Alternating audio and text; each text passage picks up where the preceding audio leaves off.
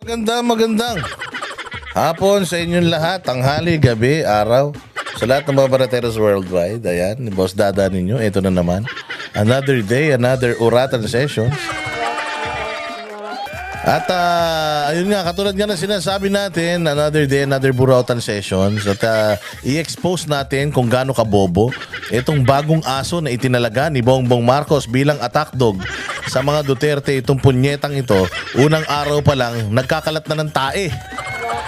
Hype na yan, nagtatae. Para ang ballpen na kahit hindi mo naman isinusulat, naglalabas ng tinta. Tanginan yan. Oh, at eto nga, mga boss, ang isang magandang nangyayari rito. Pagkumparahin natin kung sino ba ang mas matalino. Si Banat Bay ba na isang Banateros o si Claire Castro na isa ring vlogger pero walang laman ng kokote. Walang Diyo. Itong vlogger na ito, nabuhay ito sa pangbabatikos kay Rapi Tulfo. Nakakampi niya na ngayon, putang ina niyan. Kasama nung isang abogadong tanga rin, si Libayan, na wala nang ginawa sa buhay kundi banata ng mga Tulfo. Tapos ngayon, buti ito si ate kahit papaano. Kasi yun si Libayan kahit papaano, medyo nagkokomento siya in favor kay Sara Duterte sa impeachment. Pero itong ulaga nito, itong ogag na ito, putang ina, die hard anti-Duterte to. Paano taga ABS-CBN pala to na talaga namang hindi papayag na ang isang aso na wala namang pangil pero puro rabies na katulad netong si Claire Castro ay basta na lang sisiraan ang legacy, sisirain ang mga Duterte. Hindi naman papayag si Banat ba? Itong ulaga na si Claire Castro sa kanyang press con na according to her, hindi naman pa dapat siya magbibigay ng mga statement dahil bida-bida siya, dahil siya nga ay nagpapasikat, ba gusto niyang tumagal sa posisyon. At alam niya na ang key to success is banata ng mga Duterte. In order for me to stay in power, to keep on getting salary from public tax or taxpayers' money, I need to attack the Dutertes. Kasi to please my bosses, I need to attack the Duterte. Yan ang malaking pagkakamali mo. Yan ang malaking pagkakamali mo kay Bongbong Marcos nga. Hindi kami takot, sa'yo pang kupal ka. Di lalabas lahat ng baho mo. Katulad nga ng sinasabi ko, 3 araw ka pa lang na nasa posisyon. 3 araw o 2 araw pa lang yata na nasa posisyon. Eto na, lumalabas na yung mga baho mo. Ang bagong highest paid attack dog ni Bangag Marcos Jr. Grabe naman tong gumawa nito. Sino ba to? Ang ganda ng record ng bagong PCO Undersecretary ni BBM. Baka lalo tayong mapahiya sa ibang bansa, sabi niya. Ito daw ito ay talagang iskandalosa. Sa sobrang iskandalosa at sa sobrang musang, eto, nakulong pa pala silang mag-asawa. Yan ang pinagmamalaki. Yan ang pinagmamalaki ng Marcos administration na bagong aso na babanat sa mga Duterte. Tangina, sigadun nga na-disbarnat lahat Hindi pa nakapuntos sa mga Duterte. Si Trillanes nga hanggang ngayon tain-tai pa din. Ikaw pa kayang kupal ka? Putang ina, isa ka lang normal na vlogger na anti-Duterte. Sa kaya, wala ka pa sa vlog mo, wala ka pa nga napapatunayan Ilan milyon na ba ang subscriber mo? Tandaan ninyo, taxpayers money ang ibinabayad para lang maging Duterte troll ka. Mantakin mo, ako nagbabayad ako ng buwis. Halimbawa, bumili ako ng alak kasi mahilig ako uminom, mahilig akong manigarilyo. Halimbawa, nagbayad ako ng sin tax, ang laki-laki ng sin tax. Napunta yung buwis ko sa sweldo mo, tapos ang gagawin mo lang, hindi naman tutulong sa bayang Pilipinas para yung maibsan ang pagmahal ng presyo ng mga bilihin, maitaas ang antas ng kalidad ng pamumuhay ng mga Pilipino. Mantakin mo, pinapasweldo ka para banatan mga Duterte. Asan ang hustisya dyan? Ang trabaho mo supposedly maghanap ng magandang ginagawang bagay para sa bayang Pilipinas, itong tolonggis na presidente natin. Tapos ngayon ang trabaho mo unang araw pa lang batikos kagad sa mga Duterte. Papasweldohin ka ng taong bayan. Sabagay, wala ka pa nakukuhang sweldo, pero sigurado may signing bonus na siguro yan. Pero wala ka pang sweldo ka ng pera ng taong bayan, tas yun lang ang trabaho mo. Putang ina, ang sarap naman ng buhay nyo. Habang nagkakanda kuba-kuba ang mga Pilipino sa pagbabayad ng buwis, puta, dyan nyo lang inuubos yung pera ng taong bayan. Meron akong ipakikita sa inyo mamaya, ha? May ipakikita akong dapat problema ng taong bayan na solusyonan natin. Claire, ito, gusto ko lang makita mo, ha? Gusto ko lang makita mo, Claire, itong dapat na inaano natin, dapat na ginagawan natin ng malaking alam mo tawag dito, focus ba? O paano mo kaya ipagmamalaki ito, Claire, itong balitang ito? DOF. According to the DOF, the funds to be remitted to the National Treasury will finance urgent national projects. In Annex A of your compliance, dated November 8, 2024, pages 1 to 4, the OSG enumerated some of these projects, including route. Dahil lang. According. Yan. O ito po, itong usapin na ito, mga bossing, ito po yung oral argument. Ito po yung oral argument, mga bossing, sa diyan sa may Supreme Court. Ito na nga yung pagkuha ng ating pamahalaan ng pera sa gobyerno, ha. Kinuha ng ating pamahalaan ng PhilHealth, pera ng PhilHealth dinala sa sa national budget. Gigil na gigil tayo dito. Ang unang nag-expose nito, nagtatago na. Yung unang nag-expose nito, si Harry Roque. Nagtatago na ngayon. Sabi ko nga sa inyo, dito sa gobyerno na ito, kapag kabinatikos mo, binisto mo yung katarantaduhan, kakasuhan ka na sandamukal. Kaya yan si Harry Roque nagtatago ngayon, isa ito sa mga in-expose niya. Yung napakalaki, ilang bilyon. Ang kinuha nila sa PhilHealth, pera ng PhilHealth yun, hindi yun pera ng gobyerno, putang ina niyan. Ikaw bilang isang empleyado, naghuhulog ka para pag nagkasakit ka kahit papaano mabawasan yung bill mo sa ospital. Hindi nga buong bill mo yung mawawala, mabawasan man lang. Oo, ganun nga ang tagal mo, mantakin mo, ha. Kung halimbawa, meron ka ng 20 years, di ka nagkakasakit. 20 years ka naghuhulog sa hayop na PhilHealth na to. Minsan ka lang magkasakit, putya, hindi pa nila sagutin yung buong bill mo. Ang sasagutin nila, part lang nung bill mo, depende yan sa case rate mo. Ikaw ang naglalagay niyan. Hindi yan buwis. Hindi yan para siyang SSS contribution. Para siyang pag-ibig contribution. Ito, contribution to galing mismo sa sweldo natin. Hindi ito mandatory na parang tax na binabayaran natin. Hindi po siya, it is a mandatory contribution, pero hands off ang barangay tuloy. Hands off ang Pilipinas dyan. Bawal nilang hawakan yan. Hindi nila pera yan. Ang pera lang ng Pilipinas, yung taxpayers natin, collectibles natin, yun lang. Yung taxpayers collection, yung tax collection natin, yun lang po ang pwedeng i-allocate ng mga putang inang mga nasa pamahalaan. Hindi yung pera na pinaghirapan ng mga Pilipino. Puta, ganun ka magnanakaw tong mga pukin ng inanto. Pati yung pera natin na pinaghihirapan natin na dapat mapapakinabangan natin, putya yan, ninanakaw ng mga ito tapos zero budget pa yung ahensya. Saan ka naman? Paano ka magkakaroon ng magandang healthcare system kung zero mo ang PhilHealth? Di ba, kita mo? Kaya nila yung zero kasi nga yung malasakit center ni Bongo, malaki ang dependency dyan. O kung zero mo yan, ano nang paaasahan ni Bongo dyan sa PhilHealth niyan? Di wala na. O di pati yung magandang programa ni Bongo na malasakit center, wala ng pondo dahil nga binabawasan itong mga hayop na ito, dinadala kung saan-saan yung pera . So eto, ang sinasabi dito, itong itong isang Supreme Court Justice na si Justice Amy Lazaro Javier, tinatanong etong ating Solicitor General. Kawawa to si Solgen. Ang hirap ng trabaho ni Solgen Menardo Guevara. Napakagaling nito nung panahon ni Duterte. Ang galing nito. Sa sobrang galing nito nung panahon ni Duterte, sumikat talaga ng sobra to. Ang husay nito dyan sa DOJ.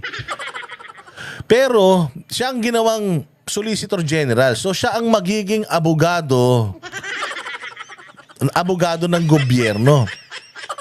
Abogado ng taong bayan laban sa mga kupal sa pamahalaan. So eto na ngayon. Nireklamo yung PhilHealth. Ngayon, dinidepensa niya yung ginawa ng gobyerno. Hindi naman siya may kasalanan yan. Hindi naman siya kumita dyan. Sila lang naman ang nagnakaw dyan. Pero nadadamay si Menardo Guevara dahil siya yung tumatayo bilang counsel ng pamahalaan natin to justify itong mga kabulastugan nila. Huling-huli sila sa akto dito. At awang-awa ako kay Menardo Guevara because ang galing nito na tao. Menardo, ang husay mong tao, hindi mo kailangan ng posisyon na yan. Ang husay mong tao, hindi mo dapat ipagtanggol yung mga kawatan. Huling-huli kayo dito eh. Sobrang galing mo na pero nahuli pa rin kayo na nagsisinungaling kayo dito. Panoorin ninyo to. Kahindik-hindik itong nangyaring ito sa Supreme Court. To the DOF, the funds to be remitted to the National Treasury will finance urgent national projects. In Annex A of your compliance, dated November 8, 2024, pages 1 to 4, the OSG enumerated some of these projects, including routine maintenance of national roads, the Panay-Guimaras Negros Island Bridges, or the PGN Bridges project, and payment of right-of-way. These... Nagets? Nagets nyo? Yung pera daw na kinuha sa PhilHealth, kasi sabi natin, saan nyo dinala yung pera? Bakit nyo nilagay sa national budget yan? Saan nyo nilagay yung pera na yan? According to their defense, nalagay po yung pera na yan sa mga projects na yan. Routine maintenance of national roads. Panay-Guimaras Island Bridges. PGN Bridges Project. Ayun na pa yan. Panay-Guimaras Negros Bridges. And payment of right-of-way. So yung pera ng mga para sa magkakasakit, nila sa mga sa mga infrastructure. Putang ina nyo talaga. Nasaan yung Maharlika Investment Funds? Na kinuha yung bilyon-bilyon din, sabi ninyo, doon kayo kukuha ng pera para sa mga infra. Bakit? Pati yung pera nung may mga dapat sa may sakit, kinukuha nyo pang pagawa ng tulay. Putang ina nyo talaga. Ibang klase talaga ang kahayupan nyo.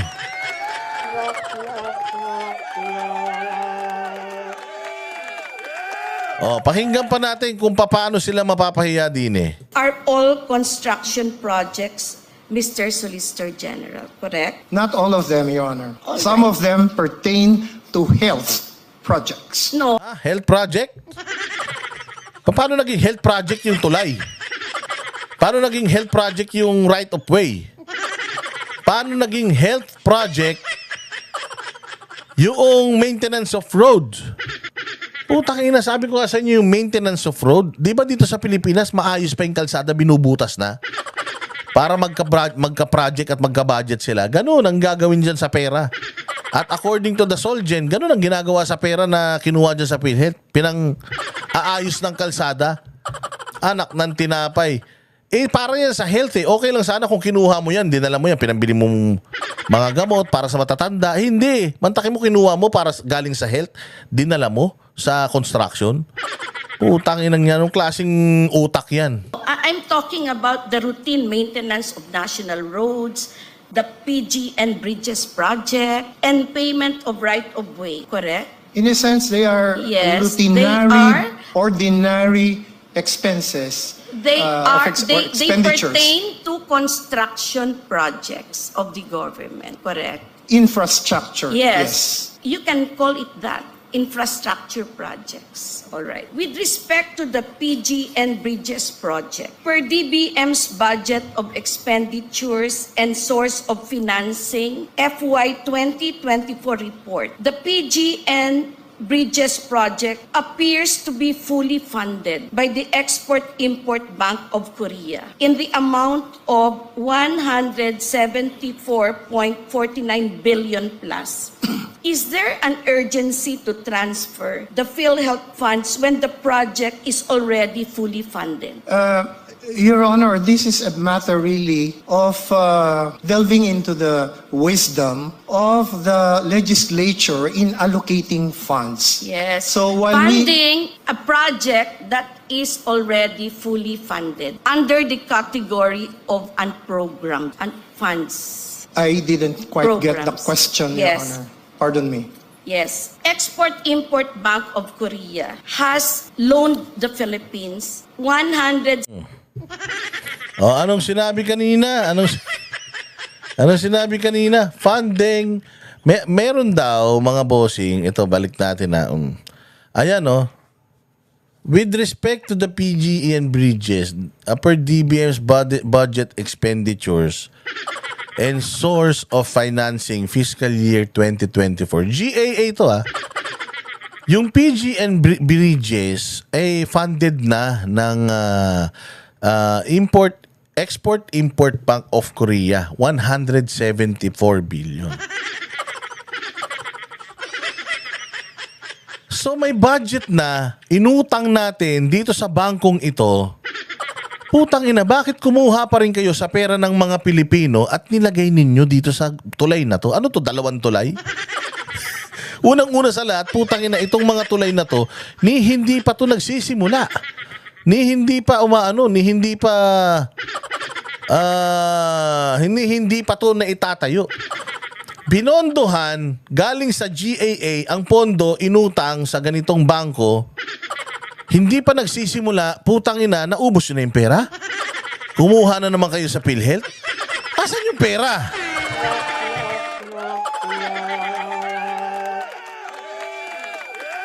So, nasaan yung inutang natin na pera sa Korean Bank? Saan napunta yun? Inayuda nyo? Putang ina, malversation yun. Kasi kung pera na para dito, ginamit nyo sa iba. Malversation ng public funds yan. Sino na naman ang gumawa niyan? Sino na naman ang gumalaw ng pera na yan? O para kumuha tayo ulit ng pera sa pera ng Pilipino to, hindi nyo pera to. Hindi to, it's not even taxpayers' money. It's the money of the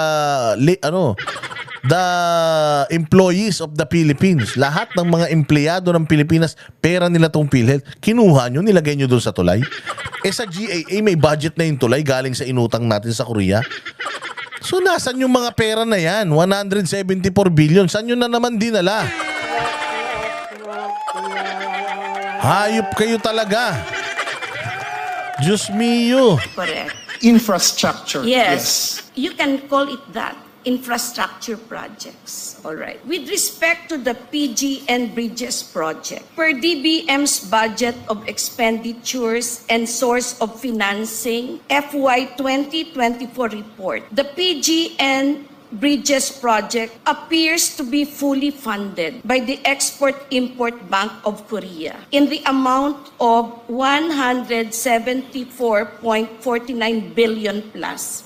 Is there an urgency to transfer the PhilHealth funds when the project is already fully funded? Your Honor, this is a matter really of delving into the wisdom of the legislature in allocating funds. Yes. So while funding a project that is already fully funded under the category of unprogrammed funds. I didn't quite get the Programs. question, Yes. Your Honor. Ayan o, funding a project that's already fully funded. Putang ina, may pondo na pinupondohan nyo pa. Putang ina, mga magnanakaw kayo. Mga hayop kayo. Tapos sasabihin nyo, Boss Dada, wag kang mura ng mura. Boss Dada, wag kang para kang hindi magmumura ng ganyan. May pondo na yung tulay. Putang ina, kinahanapan nyo pa ng pondo. Saan nyo dinala yung unang pondo niyan? Ayan no, is there an urgency to transfer the PhilHealth funds where the project is already fully funded? O di ba, in Tagalog, bakit tayo maglalagay ng pera sa bulsa nyo? Punong-puno na nga yung bulsa nyo. Ang ina, ganito katarantado ang mga gumagawa ng budget natin. Ganito kagarapal, ganito kakriminal. Etong mga nagmamanipula sa budget natin, tapos putangin na nyo, ang hihiring nyo sa Kongreso kami, vlogger ang ipapatawag nyo sa Kongreso. Samantalang kayo mismo, putangin na nahuhuli kayo sa mga bibig ninyo. Yung pera ng PhilHealth, kinukuha nyo pang pondo doon sa isang tulay. Una, hindi pa gumagalaw yung project, hindi pa nagsisimula. Pangalawa, nakakuha na kayo ng pondo sa isang bangko, nakautang na kayo 174 billion. So ano nangyari? Sisimulan nyo na yan, naubos nyo na yung pera. Kaya kumukuha kayo doon sa PhilHealth. Tanginan yung sasama ng mga ugali nyo, hindi wala kayong kabusugan. Wala kayong kabusugan dyan sa Congress. Hindi kayo nahihiya sa sarili nyo. Nabatikos kayo ng batikos kay Inday Sara. Batikos kayo ng batikos sa mga Duterte. Tapos ganito pala kahayop yung mga pinaggagawa nyo sa Pilipinas. 125 million ni BP Sara. Putang ina niyan. Ito 174 billion na napondohan na. 2025 na ngayon. Hanggang ngayon hindi pa nagsisimula yung project. Putang ina, nasaan na yung pera na yan? Tapos ang masaklap nito, 2024, same year, umutang kayo sa isang Korean bank ng 174, isang taon lang nakurakot nyo na yon para kumuha na naman kayo same year dyan sa PhilHealth para ulit sa mga tulay na yan. O ang tanong, 2025 na ngayon, ginawa na ba yung tulay? Nasimulan na ba yung tulay na yan? Kahit man lang groundbreaking, meron na yan? Wala. So putang ina nyo, ngayong taon na to, kukuha na naman kayo, sigurado. Oo, hanggang sa siguro matatapos ng termino neto ni Ngiwe, hindi pa na itatayo yung tulay na yan, pero puta nakuha nyo na yung pera. Mga walang hiya. Mga hudas talaga kayo, mga kawatan. Oo, walang ibang nito. Walang ibang paliwanag dito. Kasimple-simple ng tanong. May budget na, kumbaga, pinabili kita ng adobo. Binigyan kita ng pera pambili ng adobo. Ba't nang hihingi ka na naman ng pera pambili ng adobo? Anong ginawa mo dun sa unang pambili ng adobo? Wala namang adobo na dumating. Tapos nang hihingi ka na naman ng pambili ng adobo? Utangin na ka, siguro nagsasyabu ka. Diba? Kasimple-simple eh. Oh, diretso. Pardon me. Yes. Export-Import Bank of Korea has loaned the Philippines 174.49 billion plus. Is there an urgency to transfer the PhilHealth funds when the project is already fully funded? Your Honor, I think one consideration by the Congress in doing so is a determination of when a project is already implementable. So if a project that has already been identified and sufficiently funded is considered to be non-implementable for the given fiscal year, then I think it is the decision of the Congress in the exercise of its policy or wisdom, so to speak, to move it to the unprogrammed appropriations in the meantime. Yes. All right. So, has the government moved this amount? In the meantime, sinabi niya na doon? I think it's the decision of the Congress in the exercise of its policy. So, nilalaglag niya Congress dito. So, ayaw niyang sagutin yung tanong kung anong nangyari doon sa pera ng bangko, ng niloan sa bangko ng Korea. Hindi niya alam. Sabi niya, nasa Congress yan. Bahala ang Congress magpaliwanag dyan. O, Adjong! Gutierrez. At saka sino to? Yung ano? Yung mataba na ano na congressman ng ano ng La Union. At saka ito si Asidre o Chua. Putangin na nyo, ito dapat hinihiring nyo. Ito dapat ang pinapaliwanag nyo sa tao. Saan nyo dinala yung 174 billion na inutang nyo noong 2024 sa bangko? Tapos hindi naman nasimulan yung tulay. Nasaan yung pera na yan? Abante! Abante! Yung malaki mata. Sino yun? Yung laging galit na congressman. Tsaka itong yung congressman ng Antipolo. Luis Rey, sama na kita. Bakit ito hindi nyo maipaliwanag? Saan nyo dinala yung perang inutang nyo sa bangko noong 2024 para gawing tulay? Na hindi natapos yung tulay, same year, hindi nga nagsimulan, kumuha kayo ng pera sa kumuha ng pera sa national budget. Tapos ngayon, 2025, tangina baka nandiyan dyan sa GAA nyo pa din yung proyekto na yan, ha? Baka nasa GAA nyo pa rin yan. Tingnan yung maigi. Yung mga magagaling mag-research dyan na DDS, pakicheck nga kung itong GAA 2025, nandiyan pa din yung Panay Negros Guimaras tulay na yan, yung bridge na yan. Kung nandiyan pa rin yan, putangin na nyo, 3 budget para sa isang tulay na hindi pa nagsisimula. Pakicheck ng maigi. Tingnan natin. So it is the Congress, sabi nga niya, yun daw Kongreso ang may say. Patungkol dyan sa mga budget na yan, di daw niya masagot. Time. Yes, all right. So, has the government moved this amount to the unprogrammed funds of the government? Halimbawa, may budget para dito, di ba? May budget para dito sa tulay na to. Hindi pa masisimulan yung tulay na to. So, ang gagawin natin, yung budget na allocated dyan, ilagay muna natin sa mga unprogrammed funds. Yung mga hindi pa nagsisimulan na budget, ilagay muna natin dito para pag may emergency, kukunin natin. Ganun yun. Kaya tinatanong ni Madam, nilagay ba to sa unprogrammed funds?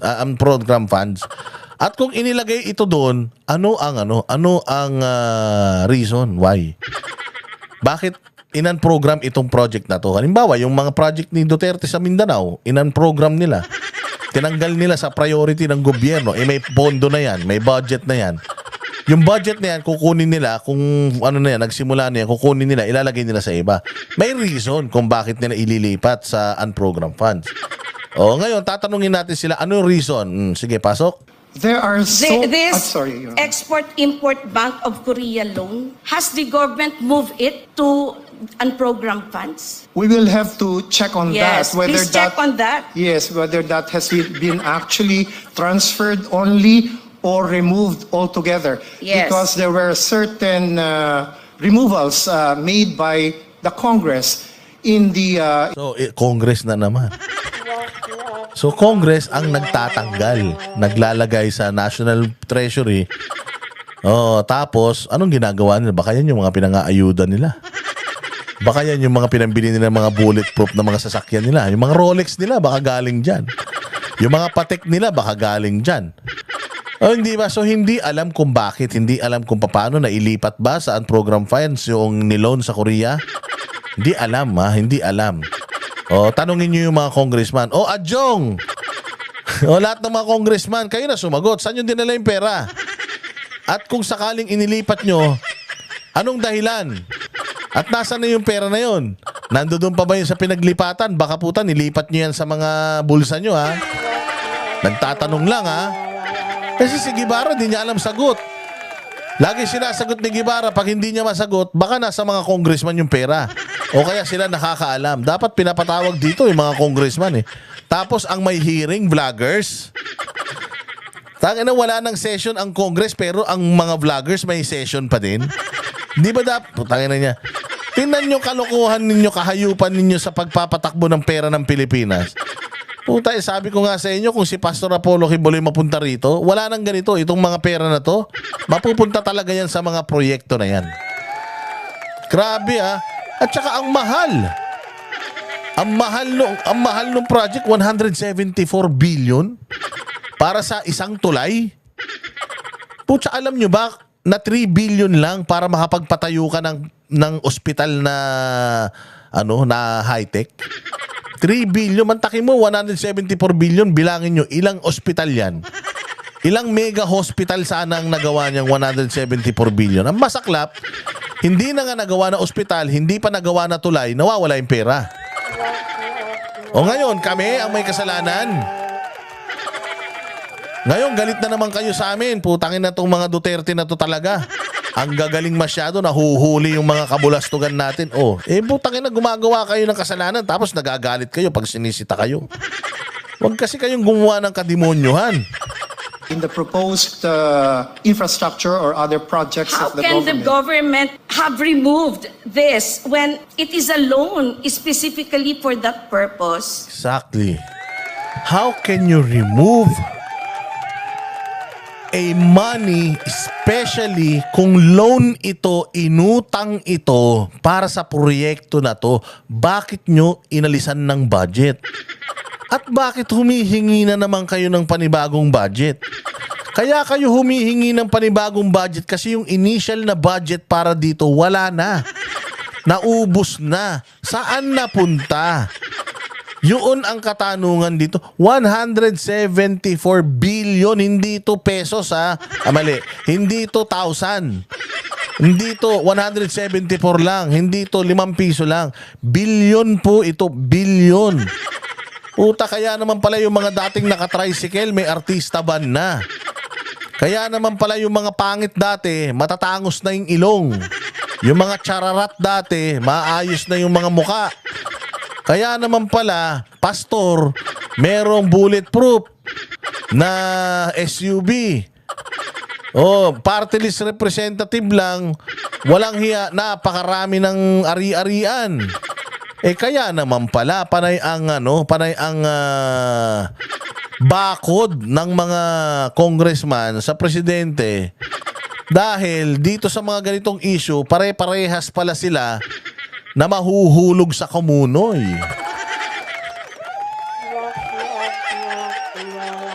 Kakapal ng mga mukha nyo. It is something that can be deferred, Your Honor, even Yes, if it's what funded. is the reason for deferring it? Your Honor, I cannot speculate on the Correct. reason. Ay tayo dyan. So sabi nito, pwede pong ma-defer yan. O kaya nga, pwede naman talaga. Anong reason ba't dinifer nyo? Inutang nyo nga yan for that specific project, but dinifer nyo. Your Honor, I cannot speculate on the reasons of the congressman.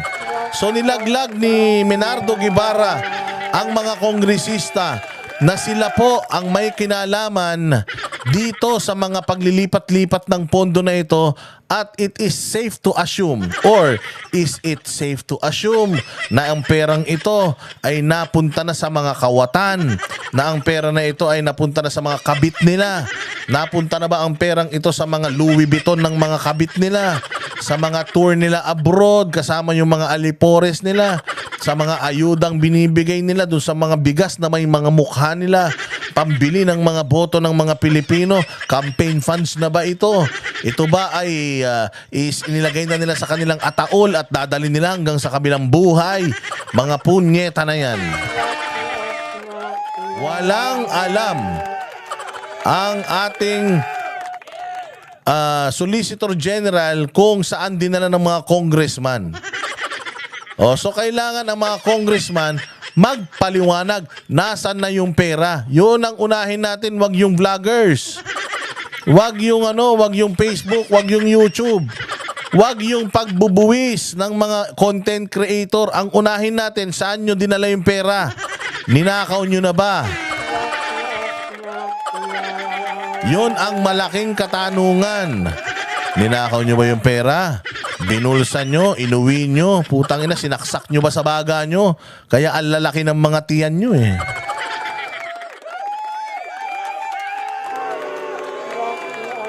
Sons of the I go now, congressmen. yes, to my next question. Has the government spent even a single centavo from that loan, considering that the project has not even started? Roy, ang sakit. Meron na ba kayong ginastos doon sa pera na yon? Kasi puta kung naubos yung unang 174, hindi pa nagsisimula yung tulay. Tangina, mabuti pa kay Pinoy. Merong tulay kahit walang ilog. At least may tulay. Putang ina itong kay Bongbong, walang tulay. Pero may project na tulay. Meron akong kwento dyan sa Mindanao. Isang malaking clan ito ng mga politiko sa Mindanao. itong COA, matapang. Matapang tong COA. Itong political clan na to sa Mindanao, dyan sa, sabihin na natin sa BARM. Itong political clan na ito, na medyo humina na, dati daw nung sobrang lakas nito, grabe daw to. Oo, grabe daw to mga bossing. So meron daw isang beses na talagang galit na galit daw yung COA kasi daw meron daw tulay na pinagawa. So asan yung tulay? Asan yung tulay? Gusto namin makita yung tulay. O ito yung hiningin yung budget. O sige, masyadong mahal yan tulay na yan ha. Tingnan nga natin kung gawa sa ginto yan. Asan yung tulay? Sir, wag nyo nang puntahan, sir. O, pag-usapan na lang natin. Ano bang problema? Hindi, pupuntahan ko yan. Trabaho ko yan. Hindi ako magpapalagay. Hindi ako magpapalagay kung ano yan. O, puntahan natin, nasan ba yung tulay na yan? Di, pinuntahan daw nila, sinamahan naman daw nung opisyal ng gobyerno. Binaba daw siya sa isang lugar. Oh, asan yung tulay? Asan yung tulay dito? Alam mo kung saan daw yun? Alam mo kung saan yun? Kung saan daw nilibing yung mga dinala siya sa lugar kung saan nilibing yung mga media na mga buhay pa. Sabi daw sa kanya, hinanap mo yung tulay? Alam mo ba na yung tao nga nawawala yung tulay pa? Tangina, ang bilis na umuwi ng COA. Bumilis umuwi na siya. Hindi na siya bumalik doon. Pinabayaan niya ng walang tulay. So tangina, ganito nangyayari rito. Merong tulay, pero pag hinanap mo yung tulay, wala. Pero yung pera, wala din. Anak ng tinapay naman yan, oh. Diyos ko po, ayan ang masaklap dito. There is nothing to spend for if the project has not even started. So where is the money? The money went presumably to the National Treasury for the purpose of using it for projects and non-program under the programmed appropriations. Anak ng tinapay. Ay, nako. Well, there is nothing to spend for if the project has not even started. Your So Honor. where is the money? The money went presumably. Nung presumably, hindi pa pwede sir na mag-assume ka. Kailangan, Soljen Guevara, alam mo kung saan dinala yung pera na yan. Hindi pwede mag-presume. Kailangan, meron kang public or meron kang personal knowledge where the money went. Hindi pa pwedeng presumably it went to, parang nag-assume ako doon napunta. That is the process. Pupunta dapat siya doon. Oo. Paano mo makakasigurado? Sinabi mo presumably. So you are just assuming because of the process. Ang tanong, nandun ba talaga? O binulsa? Nandun ba talaga o binulsa, sir? Kailangan mo magpakita ng prueba whether yung pera na yan is still there or napunta na sa mga ilong nila. Baka sininghot na ni Bongbong. Hindi ba? O baka sininghot na, pinambili na ng mamahalin na relo tsaka ng sasakyan ng mga congressman. O hindi ba? Yun ang dapat na sagutin natin. To the National Treasury for the purpose of using it for projects and programs under the unprogrammed So we have appropriations. unused funds for the project, and yet we still got money from PhilHealth. Exactly. Patay ka ngayon. Huling-huli ka ngayon. So ang sinasabi mo, Menardo Guevara, na yung pera na ibalik sa National Treasury, bakit ka kumukuha sa PhilHealth kung binalik pala sa National Treasury yung pera na 174 billion? Hindi ba dapat kinuha mo yung nilagay mo sa National Treasury para ilagay sa tulay na ito? Ba't kumukuha kayo sa PhilHealth? Palakpakan natin si Justice dyan sa Supreme Court. Wala na, sukol ka na dito. Mga huling-huli na yung pagnanakaw nyo dito. Kung meron kang unused funds for the project, you can use that fund for that project. Now, if you are saying that wala na yung pera na yun, that is why we're getting money from PhilHealth, tanungin natin, saan napunta yung pera na yun? Walang katapusan yung tanong. Sabihin nyo na kasi, ninakaw. Ninakaw po. Opo, binili ng mga diamante. Putang ina nyo, ang daming pera ng Pilipinas, nagbibenta pa tayo ng ginto. Pucha talaga yan. Hoy, kumag na si Claire. Oy, Claire. Baka naman pwede, Claire, i-ano mo naman to. Baka naman pwede, Claire, i-ano mo naman, ipagtanggol mo naman to, ha? Pwede ba yon, Claire, ipagtanggol mo to? Saan nyo dinadala yung pera ng gobyerno? Meron ng budget, ha? Tapos, may budget na, tapos kumukuha pa kayo ng budget ulit. Ano yan, 2 beses kayo manghingi ng baon? Kapal ng mga mukha nyo, wala pa kayong tuloy na naipatatayo, naubos nyo na yung pera. Ha? Kung hindi nyo naubos yung pera, nasaan? Saan napunta? Yan ang trabaho mo, Claire. Pabanguhin ang administrasyon nyong bulok. O, yan ang trabaho mo, pabanguhin ang administrasyon nyong bulok. Yan po, wala nang iba. Yan po ang dapat na inaano ninyo, inaasikaso ninyo, hindi yung mga Duterte. Ang mga Duterte, hindi sila problema. Ang mga Duterte, sobrang galing, alam lang na mga magnanakaw kayo. Pero hindi sila problema ng bayang Pilipinas. Umikot ako sa Bulacan kahapon, walang nagsabi na ang problema nila si Inday Sara. Ang sinasabi nila ang problema nila, tubig at saka bigas. Oh, yan ang dapat natin. Yan ang dapat natin na binibigyan ng pansin. To supplement this fund that has been... Oh, di ba? Wala na silang sagot. Oh, yan ang problema. Kapag ka ang gobyerno mo, sa loob pa lang ng 3 taon, magnanakaw na. May ganito ba si Duterte noon?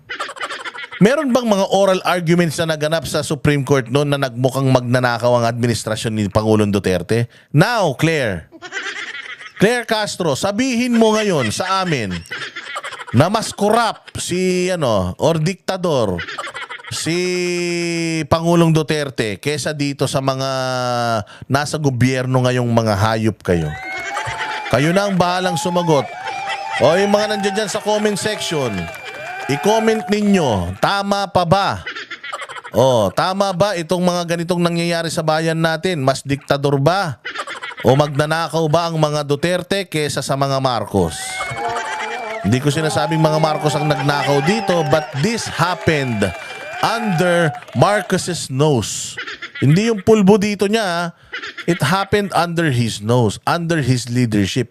Ano ang gagawin ng administrasyon na ito para to? Kasi binibigyan nila to ng pinagtatanggol nila to. Parang yung GAAD nila, pinagtatanggol nila. Pero ito, sa harap ng mga huwes sa Supreme Court, asan yung pera? Hindi nila alam. See? Tapos, ang papatawag, vlogger. Tapos, ang kinukuha, yung mga cellphone, gadget, vlogger. Ang tinatrabaho ng PNP, vlogger. Lalak ng tinapay na yan, nasa ng hustisya. O kayo na lagay nyo dyan sa comment section, i-like ninyo and i-share itong vlog na ito para makarating sa maraming mga Pilipino. At hindi lang sa mga Pilipino, di baling masira ang bayang Pilipinas sa mata ng ibang lahi. Ganito talaga nangyayari sa bayang Pilipinas Ba't natin kailangan i-sugarcoat? Ba't natin kailangan ipagmalaki? Dapat nga malaman ng buong mundo kung gaano katarantado yung mga namumuno sa Pilipinas ngayon. Baka sakaling hindi tayo matulungan ng mga nandito sa Pilipinas, baka yung mga nasa ibang bansa. Matulungan tayo. So, talamak na po ang pagnanakaw sa bayang Pilipinas. Maraming salamat sa lahat ng mga nanood. Maraming salamat po sa mga nagsusuper thanks dito sa ating channel.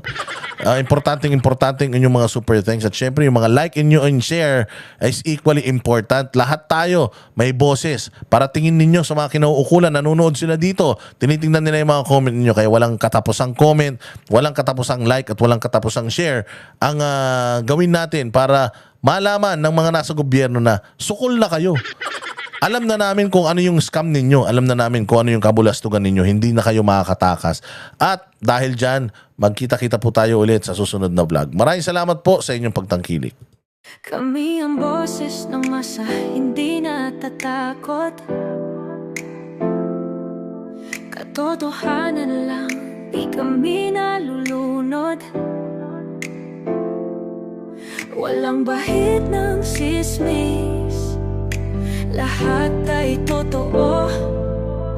Kahit sino ka pa, Pag mali ka, babanatan ka.